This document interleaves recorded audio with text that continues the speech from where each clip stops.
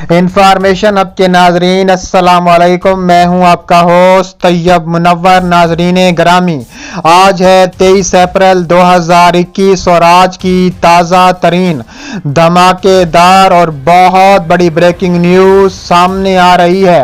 آپ کے mobile screen پر Urdu point کی بریکنگ نیوز سامنے آ رہی ہے کہ اسرائیل جنگ شام سے اسرائیل کی جوہری تنصیبات پر شدید حملے۔ ایران آپے سے باہر اسرائیل کی 9 جوہری تنصیبات کو تباہ کر دیا۔ اسرائیل میں قیامت برپا، ہر طرف یہودیوں کی چیخ و پکار۔ ایران نے اپنی جوہری تنصیبات پر ہونے والے حملے کا بدلہ لے لیا، ساتھ اسرائیل کا تھاڈ میزائل سسٹم ناکارہ کر دیا۔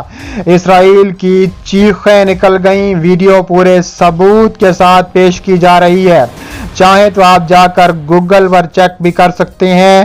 ویڈیو کی تفصیلات میں جانے سے قبل اگر آپ اسرائیل سے نفرت کرتے ہیں اور ایران سے محبت کرتے ہیں تو ہماری ویڈیو کو ایک لائک ضرور کریں اور ہمارے چینل کو سبسکرائب کر کے بیل آئیکن پر ضرور کلک کر دیں۔ ناظرین گرامی، بہت بڑی بریکنگ نیوز سامنے آ رہی ہے کہ جمعرات کی صبح کی گئی اسرائیلی طیاروں نے میزائل لانچنگ پیڈ اور دفاعی نظام کو نشانہ بنایا۔ دوسری جانب اسرائیلی حکام نے میزائل ڈیفنس سسٹم نصب کی میزائل روکنے میں ناکامی کی تحقیقات کا آغاز کر دیا ہے، کیونکہ ایران نے شام کے ساتھ مل کر اسرائیل پر قہر ڈھا دیا، اسرائیل کی جوہری تنصیبات کو تباہ و برباد کر کے رکھ دیا۔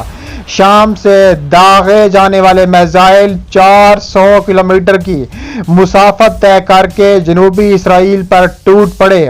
اس کے علاوہ ایران کا ایک طیارہ شکن میزائل جنوبی اسرائیل کی خفیہ جوہری تنصیبات سے 5 کلومیٹر دور جا کر پھٹا ہے اور دیومنا کے علاقے میں خطرے کی سائرن بجائے گئے، جس کے بعد ایک زوردار دھماکے کی آوازیں سنی گئیں۔ پوری دنیا میں اسرائیل کی چیخ و پکار سنائی دے رہی ہے، یہودیوں کی چیخیں نکل گئیں۔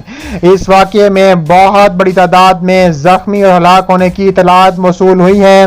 اس کے علاوہ اسرائیل کی فوج کا کہنا ہے کہ یہ میزائل ان بہت سے میزائلوں میں شامل تھے جو اسرائیل کے جنگی طیاروں کو نشانہ بنانے کے لیے شام سے داغے گئے تھے۔ اس کے علاوہ اسرائیل کا کہنا ہے کہ اس نے شام کی کئی طیارہ شکن بیٹریوں کو جواباً نشانہ بنایا۔ اس کے علاوہ ایران کا کہنا ہے کہ اسرائیل نے دمشق کے قریب کئی جگہوں پر ایرانی بیسز پر حملہ کرنے کی کوشش کی ہے۔ ایرانی اور شامی حکام کا مزید کہنا تھا کہ اسرائیل کی طرف سے چلائے گئے زیادہ تر میزائلوں کو فضا میں ہی ایران نے تباہ کر دیا، لیکن 4 شامی فوجی زخمی ہوئے اور کچھ املاک کو بھی نقصان پہنچا ہے۔ اسرائیل اکثر شام پر حملے کرتا رہتا ہے اور اس کا دعویٰ ہے کہ وہ ان جگہوں کو نشانہ بناتا ہے جہاں ایران کے پاسداران انقلاب اپنے اڈے قائم کرنے کی کوشش کر رہے ہیں۔ اسرائیل کا کہنا ہے کہ وہ شام میں ایران کی فوجی اور عسکری موجودگی کو کسی صورت برداشت نہیں کرے گا۔ اسرائیل کی فوج نے نیجوا صحرا میں پھٹنے والے میزائل کے بارے میں کہا ہے کہ یہ زمین سے فضا میں مار کرنے والے SA-5 میزائل تھا۔ اسرائیلی فوج نے کہا ہے کہ یہ میزائل اپنے ہدف سے دور آ کر گرا اور یہ اس وقت چلا گیا تھا جب اسرائیلی جنوبی مشرق کے علاقوں پر فضائی حملے کر رہا تھا۔ ابتدائی تحقیقات کے مطابق اسرائیل کا انتہائی جدید میزائل دفاعی نظام اس میزائل کو فضا میں ہی تباہ کرنے میں ناکام رہا۔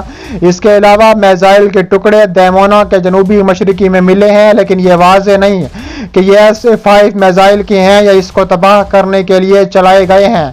دفاعی میزائلوں کے ہیں۔ اس علاقے کی ایک رہائشی سونیا ریواف نے اسرائیل اخبار کو بتایا ہے کہ انہوں نے ایک زوردار دھماکے کی آواز سنی، کچھ دیر انتظار کیا اور اس کے بعد ہی دیکھنے کے لیے کیا ہوا باہر نکلی۔ انہوں نے کہا ہے کہ دوسری صبح ان کے شوہر نے انہیں صبح بتایا اور مجھے راکٹ کے ٹکڑے دکھائے، یہ دیکھ کر مجھے بہت خوف و احساس ہوا۔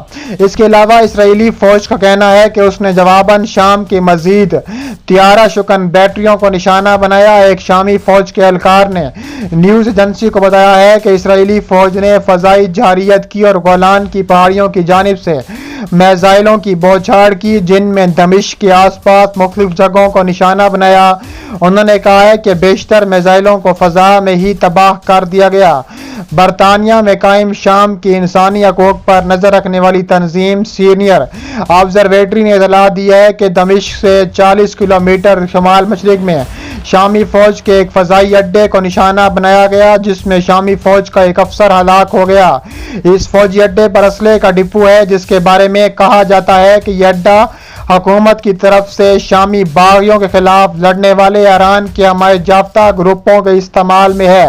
اسرائیل کے ایک دفاعی ماہر اوی روبن نے رائٹرز ایجنسی کے بارے میں بات کرتے ہوئے کہا ہے کہ ایک ایسے 5 میزائل اپنے ہدف سے دور آ کر اسرائیل کے کافی اندر آ کر گرا۔ ایسا بعید قیاس نہیں کہ انہوں نے کہا ہے کہ اگر شامی فوج کا دیمونا کے جوہری تنصیب کو نشانہ بنانے کا ارادہ ہوتا تو اس کے لیے زیادہ طاقتور سیکٹڈ میزائل کو استعمال کرتے۔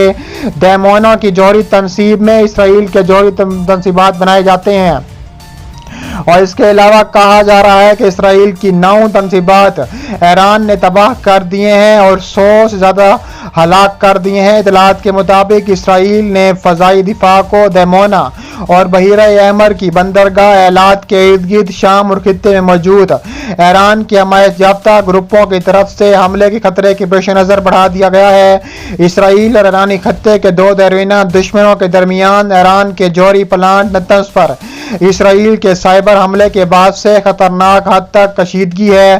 اسرائیل نے سرکاری سطح پر اس حملے کی ذمہ داری قبول نہیں کی، لیکن اسرائیل کے ذرائع ابلاغ اور جرائد میں دعویٰ کیا جا رہا ہے کہ یہ حملہ اسرائیل کی خفیہ ایجنسی موساد نے کیا ہے۔ اس کے علاوہ العربیہ.net کی راما نگار نے بتایا ہے کہ اسرائیل کی سلامتی کونسل کے امور سے متعلق کابینہ کمیٹی نے ایران کے ساتھ جوہری معاہدے پر مغربی مذاکرات اور تل ابیب اور تہران کے مابین سلامتی تصادم کے روشنی میں ایرانی مسئلے پر غور شروع کیا ہے۔ العربیہ کے نمائندے نے مزید کہا کہ یہ پہلا موقع ہے کہ جب اسرائیل کابینہ تقریباً 2 ماہ میں دوسرا اجلاس منعقد کیا ہے، جس سے یہ بظاہر ہوتا ہے کہ شام میں ایرانی ٹھکانوں پر خفیہ کارروائیوں اور حملوں کے لیے فوج کو حکومت سے منظوری کی ضرورت نہیں ہے۔ جوہری سرگرمیوں کو بڑھانے کے لیے ایرانی خطرات کے روج پر یورینیم کی افزودگی اور سینٹری فیوجز کی تیاری کے لیے سب سے اہم ایرانی تنظیم نتنز کو ایک سال کے دوران دوسری بار ایک زبردست حملے کا نشانہ بنایا ہے۔ کچھ ایرانی اداروں نے بتایا ہے کہ اب اسرائیل مکمل طور پر تیاری کر لے کہ ایران ایک اور حملہ کرنے والا ہے۔ ایرانی حکام نے ہفتے کے روز اعلان کیا تھا کہ انہوں نے نتنز جوہری تنصیب پر حملے میں مشتبہ شخص کی شناخت بھی کر لی ہے، اور یہ شخص گزشتہ اتوار کو ہونے والے بم دھماکے سے قبل ایران سے فرار ہو گیا تھا اور اس نے بم دھماکے کیے ہیں۔ انہوں نے زور دے کر کہا ہے کہ اس کی گرفتاری اور ملک واپس کرنے کے لیے ضروری اور قانونی اقدامات جاری ہیں۔ ایران نے اس سے قبل اعلان کیا تھا کہ ملزم اس سہولت میں انجینئرنگ ٹیموں میں کام بھی کر چکے ہیں، جو سرگرمیوں کو بڑھانے کے لیے ایرانی خطرات کے عروج پر یورینیم کی افزودگی اور سینٹریفیوجز کی تیاری کے لیے سب سے اہم سیاسی تنظیم نتنز کو نشانہ بنایا گیا تھا۔